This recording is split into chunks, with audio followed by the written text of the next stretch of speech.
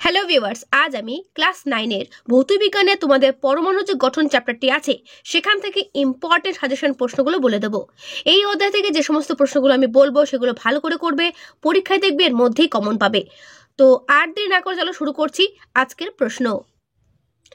এই চ্যাপ্টার থেকে প্রথমে যেটা ভালো করে করবে সেটা হচ্ছে পরমাণু ক্রমাঙ্ক বা পারমাণবিক সংখ্যা কি।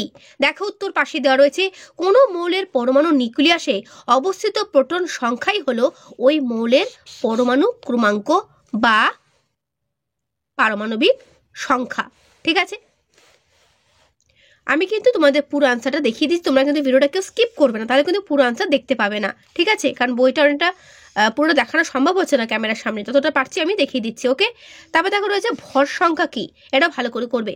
কোনো মৌলের পরমাণুর নিউক্লিয়াসে অবস্থিত প্রোটন ও নিউট্রন সংখ্যার সমষ্টি হলো ওই মৌলের পরমাণুর ভর সংখ্যা। ঠিক আছে, তাহলে পারমাণবিক ক্রমাঙ্ক বা পারমাণবিক সংখ্যা কি আর ভর সংখ্যা কি দুটো ভালো করে করবে। তারপরে দেখো রয়েছে আইসোটোপ কি, আইসোটোপটা ভালো করে করবে। দেখো একই পারমাণবিক সংখ্যা ও ভিন্ন ভর সংখ্যা, ঠিক আছে, সেক্ষেত্রে সেই বিশিষ্ট পরমাণুগুলোকে বলা হয় পরস্পরের আইসোটোপ। এই উদাহরণটা মনে রাখবে। যেমন দেখো হাইড্রোজেনের 11H12, এক্ষেত্রে দেখো এদের কিন্তু যেটা পরমাণবিক ক্রমাঙ্ক সেটা কিন্তু কি রয়েছে,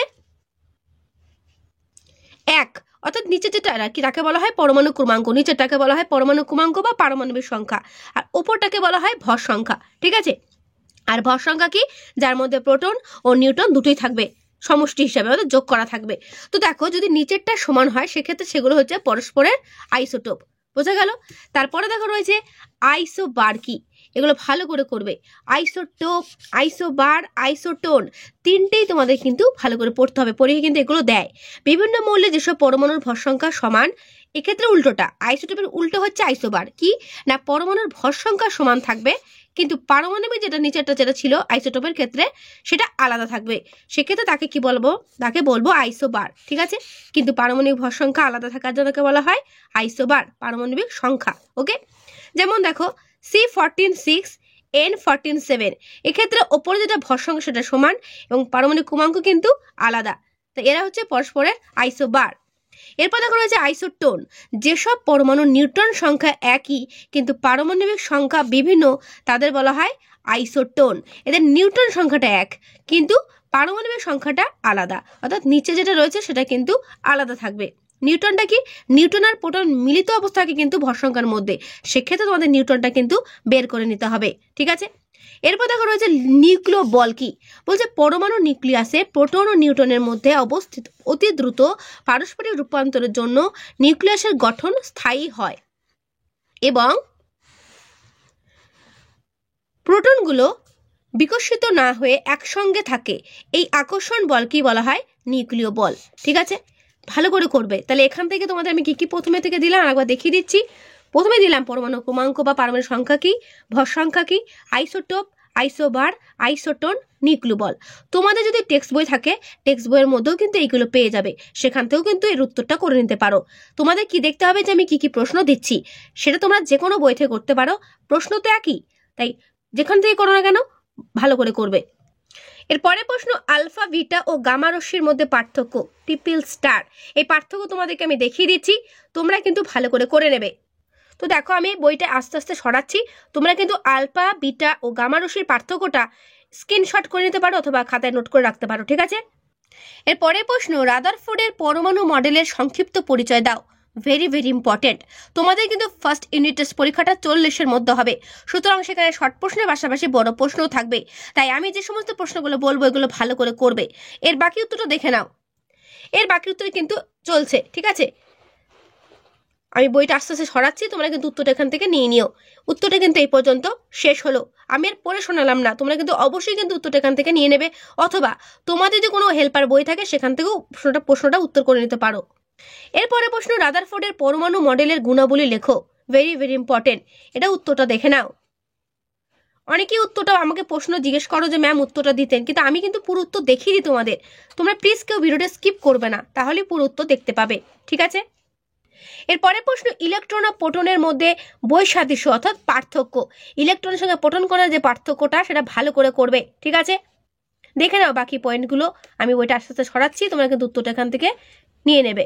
ঠিক আছে, যে সমস্ত প্রশ্নগুলো দেওয়া হচ্ছে প্রত্যেকটা প্রশ্ন ভালো করে করবে। পরমাণু কাকে বলে? পরমাণুর মৌলিক কণাগুলোর নাম লেখো। দেখো, মৌলিক পদার্থের যে ক্ষুদ্রতম কণার মধ্যে মৌলিক পদার্থের সব ধর্ম বজায় থাকে এবং যা রাসায়নিক বিক্রিয়া অংশগ্রহণ করে তাকে পরমাণু বলে। পরমাণু 3টি কণা, ইলেকট্রন, প্রোটন, নিউট্রন। এরপরে প্রশ্ন, পরমাণুর মৌলিক কণাগুলোর আবিষ্কারকদের নাম লেখো। দেখো, বিজ্ঞানী জে থমসন, মনে রাখবে 1896 খ্রিস্টাব্দে ইলেকট্রন আবিষ্কার করে। তাহলে ইলেকট্রন কে আবিষ্কার করে? J Thomson. এটা কিন্তু পরীক্ষায় ভীষণ দেয় শর্ট প্রশ্নের ক্ষেত্রে। বিজ্ঞানী গোল্ডস্টাইন 1886 খ্রিস্টাব্দে প্রোটন আবিষ্কার করেন এবং বিজ্ঞানী স্যাডউইক 1932 খ্রিস্টাব্দে নিউট্রন আবিষ্কার করেন। 3টে কণার আবিষ্কারকের নাম ভালো করে পড়বে। এরপরে প্রশ্ন, ইলেকট্রন, প্রোটন ও নিউট্রন কণা 3টির মধ্যে কোনটি সবচেয়ে ভারী, কোনটি সবচেয়ে হালকা এবং কোনটি ধনাত্মক আধানবাহী এবং কোনটির আধান শূন্য? Triple star. এই প্রশ্নের উত্তর তোমরা কিন্তু এখান থেকে করে নেবে। ঠিক আছে, ভেরি ভেরি ইম্পর্টেন্ট কিন্তু প্রশ্নটা। এরপরে প্রশ্ন, একটি নিউট্রন এবং একটি প্রোটন এবং একটি ইলেকট্রনের তুলনায় কত গুণ ভারী? নিউটনের আধানের পরিমাণ কত? দেখো, একটি নিউট্রন ইলেকট্রনের তুলনায় কিন্তু 1839 গুণ ভারী। ভীষণ গুরুত্বপূর্ণ কিন্তু লাইনটা। একটি প্রোটন একটি ইলেকট্রনের তুলনায় 1836 গুণ ভারী। নিউটনের আধান কিন্তু 0। ওকে, তারপর দেখো একটা প্রশ্ন, কোন বিজ্ঞানীকে পরমাণু পদার্থ বিজ্ঞানের জনক বলা হয়? উত্তর হবে বিজ্ঞানী ডাল্টনকে। এরপরে প্রশ্ন, থমসনের পরমাণু মডেলটি লেখো। সঙ্গে ছবিটা যদি পারো এঁকে দেবে। ঠিক আছে, থমসনের পরমাণু মডেল আমি আস্তে আস্তে সরাচ্ছি, তোমরা কিন্তু এখান থেকে করে নেবে। তেজস্ক্রিয়তা কাকে বলে? ভালো করে করবে। এরপরে প্রশ্ন, তেজস্ক্রিয় রশ্মি কাকে বলে? এরপরে প্রশ্ন, তেজস্ক্রিয় রশ্মি কয় প্রকার ও কি কি? আলফা রশ্মি, বিটা রশ্মি এবং গামা রশ্মি। তাদের যে সাইনটা, এই সাইনটা কিন্তু ভালো করে খাতায় প্র্যাকটিস করবে, কারণ পরীক্ষার সময় কিন্তু সাইন ধরে প্রশ্ন দিতে পারে। তো এই সাইনটাকে কি বলে? আলফা রশ্মি বলে। এই সাইনটাকে যে গামা রশ্মি বা বিটা রশ্মি বলে, এটা কিন্তু ভালো করে খাতায় লিখবে আর কি, নাম সহ। এরপরে প্রশ্ন, রাদারফোর্ড কেন পরমাণু নিউক্লিয়াসে নিউটনের অস্তিত্ব অনুমান করেছিলেন? ভালো করে করবে এই প্রশ্ন উত্তরটা, আমি উত্তর দেখিয়ে দিচ্ছি। এর উত্তর কিন্তু এই পর্যন্ত শেষ হলো। এরপরে প্রশ্ন, ইলেকট্রন মহল কাকে বলে? Very very important. তারপরে প্রশ্ন দেখো রয়েছে, রাদারফোর্ডের পরমাণু মডেলের ত্রুটিগুলো উল্লেখ করো। দেখো কি কি ত্রুটি আছে। দেখো, রাদারফোর্ডের মডেলের ত্রুটি ভেরি ভেরি ইম্পর্টেন্ট। ত্রুটিগুলো 1 নম্বর 2 নম্বর করে দেওয়া রয়েছে, তোমরা কিন্তু পরীক্ষার খাতাতে এবং এভাবেই কিন্তু লিখবে। ঠিক আছে, এরপরে দেখো কিছু শর্ট প্রশ্ন, পরমাণুর আধানবিহীন কণা কোনটি? মানে কোন পরমাণুর কোনো আধান নেই? উত্তর নিউট্রন। তারপরে প্রশ্ন, পরমাণুর ধনাত্মক আধানযুক্ত কণার নাম কি? উত্তর প্রোটন। পরমাণুর ঋণাত্মক আধানযুক্ত কণার নাম কি? উত্তর ইলেকট্রন। পরমাণুর সবচেয়ে হালকা কণার নাম কি? উত্তর ইলেকট্রন। তারপরে দেখো, একটি প্রোটনের ভর কত, একটি নিউট্রনের ভর কত ও একটি ইলেকট্রনের ভর কত? 3টে প্রশ্নই গুরুত্বপূর্ণ। দেখো, এখানে পরপর দেওয়া রয়েছে, প্রথমটা প্রোটনের ভর, তারপরটা নিউট্রনের ভর, তারপরটা ইলেকট্রনের ভর। ঠিক আছে, এর মানগুলো কিন্তু ভালো করে তৈরি করবে। তারপরে প্রশ্ন, পরমাণুর কোন অংশে প্রোটন ও নিউট্রন অবস্থান করে? উত্তর কি? উত্তর হবে নিউক্লিয়াসে। এরপরে প্রশ্ন, থমসনের পরমাণু মডেলকে কি বলে? উত্তর প্লাম পুডিং মডেল। এরপরে প্রশ্ন, তেজস্ক্রিয়তার আবিষ্কারক কে? উত্তর হেনরি বেকারেল। এরপরে প্রশ্নটি, তেজস্ক্রিয় মৌলের নাম লেখো। উত্তর রেডিয়াম। এরপরে প্রশ্ন, রাদারফোর্ডের পরমাণু মডেল ও বোরের পরমাণু মডেলের মধ্যে পার্থক্য। Very very important. দেখো, রাদারফোর্ডের পরমাণু মডেল এবং বোরের পরমাণুর মধ্যে বোরের পরমাণু মণ্ডলের মধ্যে যে পার্থক্যটা, সেটা তোমাদেরকে আমি দেখিয়ে দিচ্ছি। ঠিক আছে, ভালো করে করবে। পার্থক্যগুলো যে কটা তোমাদেরকে আমি দিচ্ছি প্রত্যেকটাই কিন্তু গুরুত্বপূর্ণ। এরপরে প্রশ্ন, একটি মৌলের পরমাণু চিহ্ন U23892 দেওয়া আছে। পরমাণুটির মধ্যে কটি ইলেকট্রন, কটি প্রোটন, কটি নিউট্রন আছে, এরকম করে কিন্তু পরীক্ষায় কিন্তু দেবে, এরকম একটা পরমাণুর ভর সংখ্যা এবং পরমাণু ক্রমাঙ্ক দিয়ে। ঠিক আছে, তো সেক্ষেত্রে তোমাদের বলবে যে এখানে প্রোটন সংখ্যা বার করো, নিউট্রন সংখ্যা বার করো, ইলেকট্রন সংখ্যা বার করো। সেক্ষেত্রে তোমাদের কিন্তু এই ধরনের অঙ্কগুলো প্র্যাকটিস করে রাখতে হবে, কারণ পরীক্ষায় কিন্তু অঙ্ক থাকবে এই চ্যাপ্টার থেকে। ওকে, তো দেখো, এই পরমাণুতে প্রোটন আছে কিভাবে বুঝবো? কারণ আমরা জানি যেটা ভর সংখ্যা সেটাই প্রোটন সংখ্যা, সেক্ষেত্রে তাহলে প্রোটন সংখ্যা কি হবে 92। ইলেকট্রন কোনটা, সেটাই কিন্তু ইলেকট্রন সংখ্যা, তাহলে ইলেকট্রনও পেয়ে গেলাম প্রোটনও পেয়ে গেলাম। তাহলে নিউটন বার করতে গেলে কি করতে হয় না, উপর যেটা রয়েছে, কারণ আমরা জানি উপর যেটা থাকে সেটা হচ্ছে ভর সংখ্যা। একটা জিনিস আমি স্কিপ করলাম, সেটা বলার কি না, নিচে যেটা থাকে সেটা হচ্ছে পরমাণু ক্রমাঙ্ক, সেটাই কিন্তু প্রোটন সেটাই ইলেকট্রন, ঠিক আছে। আর উপরে যেটা থাকে সেটা হচ্ছে ভর সংখ্যা। ভর সংখ্যা মানে কি, যেখানে নিউটন ও প্রোটন মানে সমষ্টি হিসেবে রয়েছে, তো সেখান থেকে যদি আমি প্রোটন সংখ্যা বাদ দিই অবশ্যই কি পেয়ে যাব, নিউটন সংখ্যা পেয়ে যাব। বুঝতে পারছো তো কিভাবে হচ্ছে? এগুলো বাড়িতে কিন্তু খাতায় ভালো করে প্র্যাকটিস করবে। ওকে, এখানে এই পরমাণু দেওয়া আছে, অন্য পরমাণু দিতে পারে, সেক্ষেত্রে প্রসেসটা তোমাদের কিন্তু শিখে রাখতে হবে যে কি করে বার করতে হয়। ওকে, আরেকটা দিচ্ছে এরকমই, এই পরমাণুতে প্রোটন নিউট্রন ইলেকট্রন সংখ্যা কত, পরমাণুটির মধ্যে এই কণাগুলোর অবস্থান নির্দেশ করো, এবং এটার অ্যান্সার তোমরা কিন্তু অবশ্যই আমাকে কমেন্টে জানাবে, ঠিক আছে। এরপরে প্রশ্ন, আইসোটোপ ও আইসোবারের মধ্যে পার্থক্য, ট্রিপল স্টার, ভালো করে করবে। এই চ্যাপ্টারটা এমনি তো অনেক বড়, ঠিক আছে, তোমরা ভাবছো যে অনেক প্রশ্ন হচ্ছে, কিন্তু দেখো এই প্রশ্নগুলো তোমাদের করতেই হবে এই চ্যাপ্টার থেকে, কারণ এর বাইরে কোনো প্রশ্নই নেই, যা আসবে এখান থেকেই আসবে। আর চ্যাপ্টারটা অনেকটা বড় চ্যাপ্টার, পরমাণু মডেলটা ভাবছো তো অনেকটা ছোট, কিন্তু না, অনেকটা বড় চ্যাপ্টার, ঠিক আছে, প্রশ্ন এখান থেকে পড়তেই হবে বেশি করে। এরপরে দেখো হচ্ছে হাইড্রোজেনের আইসোটোপগুলোর নাম লেখো এবং তাদের নিউক্লিয়াসের গঠন বর্ণনা করো।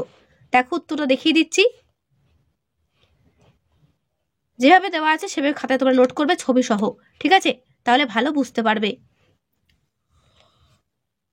এরপরে প্রশ্ন, একটি কক্ষ থেকে অন্য কক্ষে ইলেকট্রনের স্থানান্তরের ফলে শক্তির যে শোষণ বা বিকিরণ ঘটে তার সংক্ষেপে বিবৃত করো। ভেরি ভেরি ইম্পর্টেন্ট প্রশ্নটি। দেখো আমি আস্তে আস্তে সরাচ্ছি, এটা ভালো করে করবে ছবি সহ, অবশ্যই কিন্তু ছবিটাও করবে, ঠিক আছে।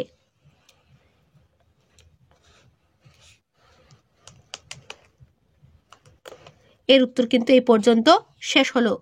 এরপরে প্রশ্ন, নিউক্লিয় বল কাকে বলে, এই বলের কয়েকটি বৈশিষ্ট্য লেখো, অথবা নিউক্লিয়াসের মধ্যে নিউক্লিয়নগুলো যে বলের প্রভাবে আবদ্ধ থাকে তার দুটো বৈশিষ্ট্য লেখো। ভেরি ভেরি ইম্পর্টেন্ট, এর উত্তর দেখে নাও, নিউক্লিয় বল কাকে বলে এবং সঙ্গে নিউক্লিয় বলের বৈশিষ্ট্য, ঠিক আছে।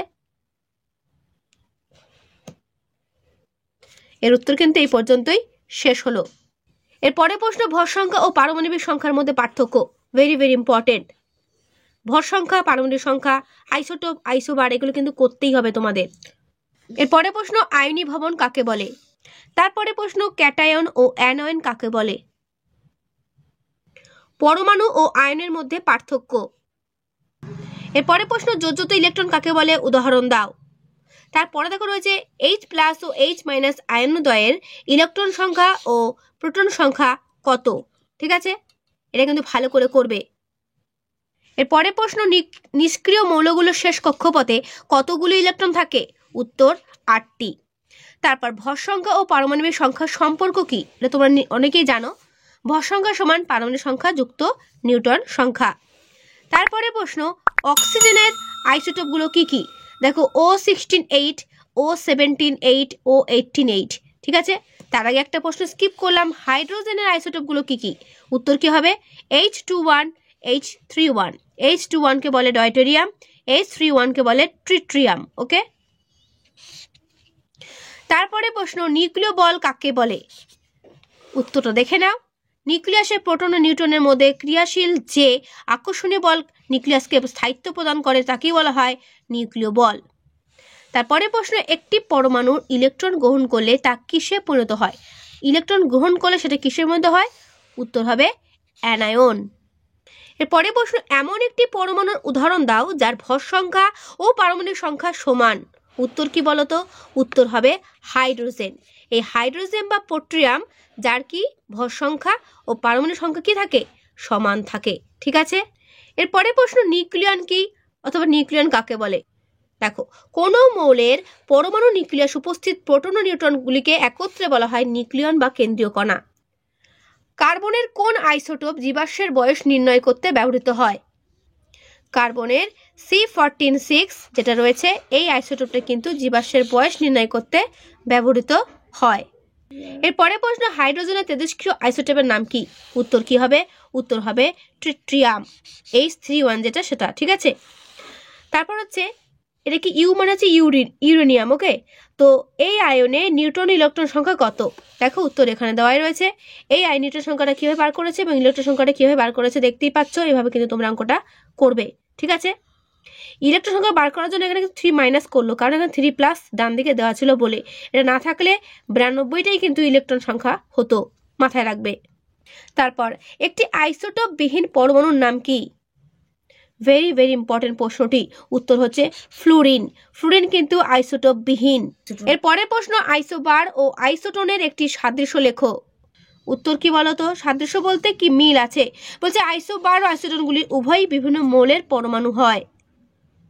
এর পরে প্রশ্ন, সোডিয়াম যার পারমাণবিক সংখ্যা 11 একটি ইলেকট্রন বর্জন করে Na+ গঠন করে, সোডিয়াম পরমাণুর কে, এল না এম কক্ষ থেকে ইলেকট্রন বর্জিত হয়? উত্তর কি হবে? উত্তর হবে এম কক্ষ থেকে ইলেকট্রন তখন বর্জিত হয়, ঠিক আছে, ভালো করে করবে। তারপর কোন মৌলের পরমাণুর কে কক্ষে 2টি এবং এল কক্ষে 8টি এবং এম কক্ষে 7টি ইলেকট্রন আছে? মৌলটির পারমাণবিক সংখ্যা কত? তাহলে তার কক্ষগুলোর কথা বলা আছে যে কোন কক্ষে কটি ইলেকট্রন আছে, তাহলে সেখানকার পারমাণবিক সংখ্যা কত হবে? উত্তর কত? উত্তর হচ্ছে পারমাণবিক সংখ্যা 17, ঠিক আছে। কি করলো না, প্রত্যেকটা কক্ষের ইলেকট্রন সংখ্যাগুলোকে যোগ করে দিল, ঠিক আছে। এরপরে প্রশ্ন, কার্বনের তেজস্ক্রিয় আইসোটোপটির ভর সংখ্যা কত? সেটা হচ্ছে 14, ঠিক আছে। তারপর আইসোটোনের উদাহরণ দাও। আইসোটোন উদাহরণ দেখো এখানে দেওয়া রয়েছে, এখান থেকে তোমরা করে নেবে, ঠিক আছে। এটা হচ্ছে পরস্পরের আইসোটোন। তারপর দেখো রয়েছে প্রোটন ও নিউট্রনকে একত্রে কি বলে? বলে নিউক্লিয়ন। তারপর হিলিয়াম পরমাণুর ইলেকট্রন কক্ষপথ কটি? উত্তর কিন্তু একটি। কোনো পরমাণুর সর্বাধিক কটি কক্ষপথ থাকতে পারে? সর্বাধিক থাকতে পারে 7টি কক্ষপথ। কোনো পরমাণুর সবচেয়ে কম কটি কক্ষপথ থাকতে পারে? উত্তর হবে একটি, অর্থাৎ একটি কক্ষপথ তাকে থাকতেই হবে, ওকে। এরপরে প্রশ্ন, কোনো পরমাণুর n-তম কক্ষে সর্বাধিক কতগুলো ইলেকট্রন থাকতে পারে? উত্তর হবে 2n²। তারপর O16 দ্বারা কি বোঝানো হয়? O16 দ্বারা মৌলের একটি নিউক্লিয়েটকে নির্দেশ করে এবং যার পারমাণবিক সংখ্যা 8 এবং ভর সংখ্যা 16 বোঝায়। তারপরে প্রশ্ন, সবচেয়ে বেশি আইসোটোপ আছে কোন মৌলের? উত্তর Xc ও Cs উভয় ক্ষেত্রেই আইসোটোপের সংখ্যা সর্বাধিক, অর্থাৎ 36টি। এরপরে প্রশ্ন, Cl3517 এবং Cl3717 পরমাণু দুটো সাদৃশ্য ও বৈসাদৃশ্য উল্লেখ করো। মানে কি কি মিল আছে, কি কি অমিল আছে তোমাদের কিন্তু লিখতে হবে। আমি উত্তর তোমাদের সামনে দেখিয়ে দিচ্ছি, তোমরা নিজেরা কিন্তু খাতাটা নিজেরা করার চেষ্টা করো, ঠিক আছে। তো এই হলো তোমাদের পরমাণু গঠন থেকে ইম্পর্টেন্ট প্রশ্ন। এই প্রশ্নগুলো ভালো করে করো, পরীক্ষায় দেখবে এর মধ্যেই কমন পাচ্ছ, ঠিক আছে। তো আজকের এই প্রশ্ন উত্তর কেমন লাগলো অবশ্যই আমায় কমেন্টে জানিও। ভালো লাগলে লাইক ও বন্ধুদেরকে শেয়ার করতে ভুলো না, ঠিক আছে। যতবার বন্ধুদেরকে শেয়ার করে দিও। তো আজকে এখানে দেখা হবে নেক্সট ভিডিওতে। ভালো থেকো সবাই, আর অবশ্যই মন দিয়ে পড়ো, ওকে।